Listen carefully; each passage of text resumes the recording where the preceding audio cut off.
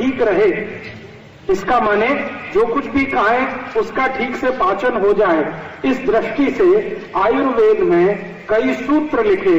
चरक ऋषि ने लिखे, भागवत जी ने लिखे, काश्यप जी ने लिखे, आत्रेय ने लिखे, ऐसे कई ऋषियों ने लिखे। उनमें से जो कॉमन है वो मैं आपको बताऊंगा। हम पहले एक छोटा सा उदाहरण है तो हमको समझ में आए आपको ऐसी एक बात मैं आपसे बोलता हूं। आप सभी माताएं यहां बैठी हैं, रसोई घर में, स्वयंपाक घर में आप नियमित रूप से काम करते हैं। आपके पास अगर दूध है और आपके पास चावल भी है और खीर बनानी है, दूध भी है, चावल भी है, लेकिन आग नहीं है, अग्नि नहीं है, तो खीर बन सकती है? नहीं बन सकती। इसी तरीके से आपके पास पानी बहुत अच्छा है, चावल भी बहुत अच्छा है, अग्नि नहीं है, भात पकेगा नहीं। आपके पास बहुत अच्छा भाजी पाला है और बहुत अच्छा मसाला है, लेकिन अग्नि नहीं है, तो भाजी बनेगी नहीं बनेगी। मैं आपके ध्यान में ये लाना चाहता हूं कि स्वयंपाक घर में सबसे महत्वपूर्ण जो तत्व है वो अग्नि है। अगर स्वयंपाक घर में अग्नि नहीं है, बाकी सब कुछ है, तो स्वयंपाक घर किसी काम का नहीं है, कुछ भी आप नहीं बना सकते। आप इस बात को अगर ठीक से समझ लें कि स्वयंपाक घर में कुछ भी खाना बनाना हो, भोजन पकाना हो, तो अग्नि सबसे आवश्यक तत्व है। अगर ये बात आपको समझ में आती है तो आपके शरीर के लिए भी बात बहुत आसान से समझ में आएगी कि जो अग्नि स्वयंपाक घर के लिए सबसे महत्वपूर्ण है, वही अग्नि आपके पोट के लिए भी सबसे महत्वपूर्ण है। अगर आपके पोट में अग्नि नहीं है तो आप कुछ भी खाइए, कभी भी नहीं पचेगा। स्वयंपाक घर में अग्नि नहीं है तो कुछ भी लाइए, कभी भी भोजन नहीं बनेगा। तो जैसे स्वयंपाक घर की अग्नि महत्वपूर्ण है, ऐसे ही पोट की अग्नि महत्वपूर्ण है। अगर आपके पोट में बराबर अग्नि है तो आपको भोजन बहुत अच्छे से पचेगा, और भोजन पचेगा तो मैंने आपसे कहा कि उसी में से मांस, मज्जा, रक्त, वीर, मल, मूत्र और उसके जो सूक्ष्म पोषक तत्व तो सब उसी में से बनेगा। अब जो शरीर के काम का है वो शरीर में रह जाएगा, और जो बेकार है वो शरीर से निकल जाएगा। आपके शरीर के जो काम का नहीं है वो मल है और मूत्र है, तो वो मल और मूत्र तो निकल जाएगा, बाकी जो कुछ है वो शरीर के काम का है तो शरीर में रह जाएगा।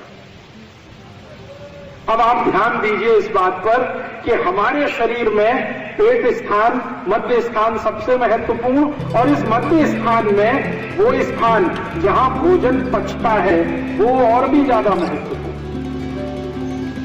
और जहां भोजन पचता है उसमें अग्नि अगर है तब तो सबसे ज्यादा महत्वपूर्ण।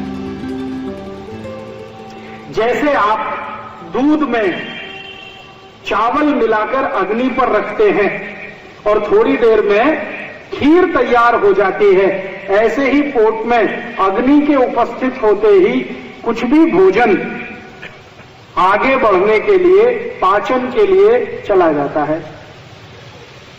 आप कुछ भी खाइए, अग्नि उसको आगे के रूप में लेके जाएगी। पहले क्या होता है, आप कुछ भी खाते हैं तो वो सब कुछ पेस्ट में बदलता है। पेस्ट का तरीका आपने देखा है।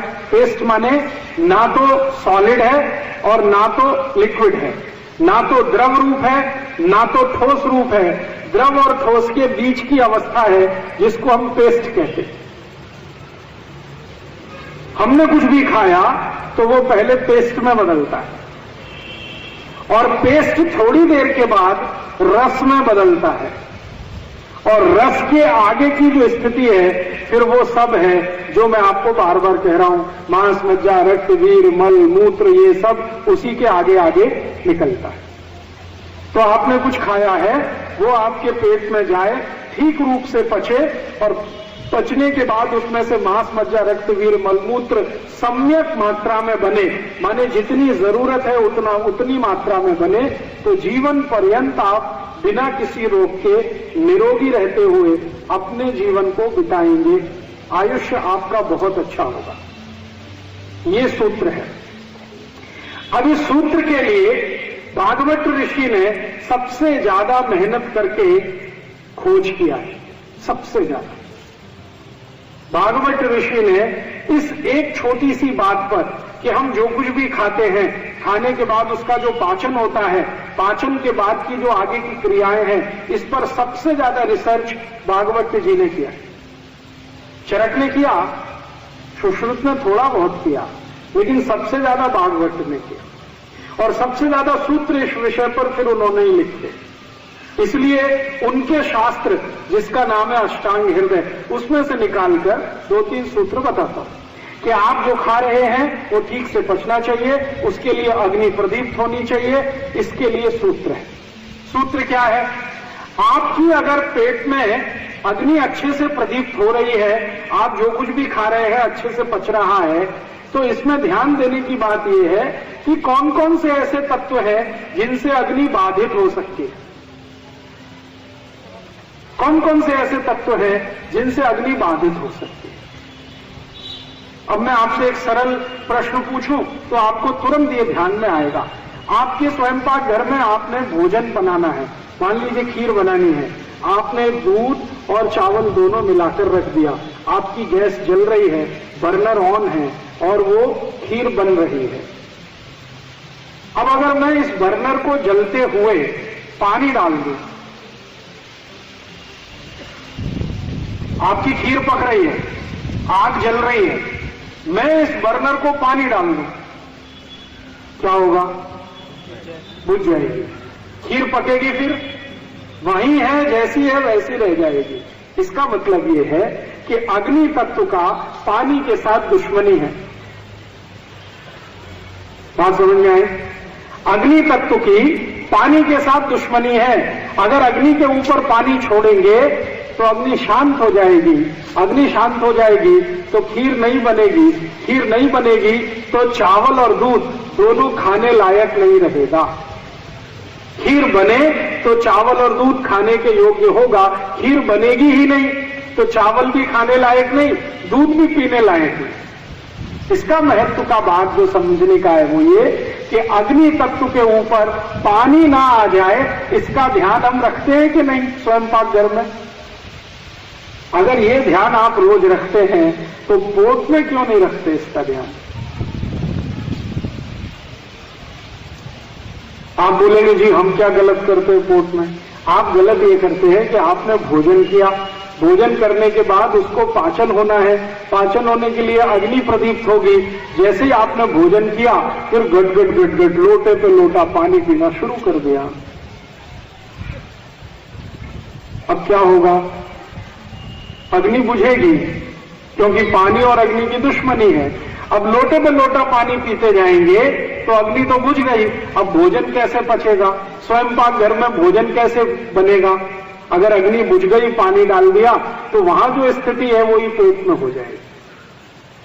और अगर भोजन नहीं पचेगा तो फिर क्या करेगा? सड़ेगा। और सड़ा हुआ भोजन भागवत ऋषि के अनुसार 103 रोग पैदा करेगा। एक नहीं, 103।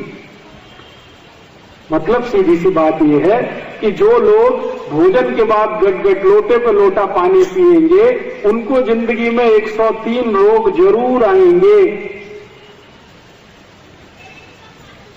अब 103 रोग आएंगे तो डॉक्टर के तो मजे आएंगे और आपके घर का पैसा जाएगा।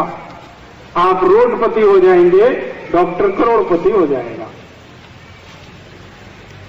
ये 103 रोग कौन कौन से आएंगे उनकी सूची है। भागवत संहिता जिसका नाम है अष्टांग हृदयम, उसमें पूरी सूची है कि जो लोग भोजन के बाद गट गट पानी पीते हैं उनको 103 रोग कौन कौन से आते हैं। सबसे पहला रोग पेट में जलन होना, जिसको आप कहते हैं एसिडिटी। जो लोग भी खाने के तुरंत बाद पानी पीते हैं 101% नहीं, 201%, 1000% उनको एसिडिटी होती ही है। आज नहीं तो कल, कल नहीं तो परसों, 2 साल बाद, 5 साल होने ही वाली। एसिडिटी तो होना ही है, पेट में जलन तो होने ही वाली है।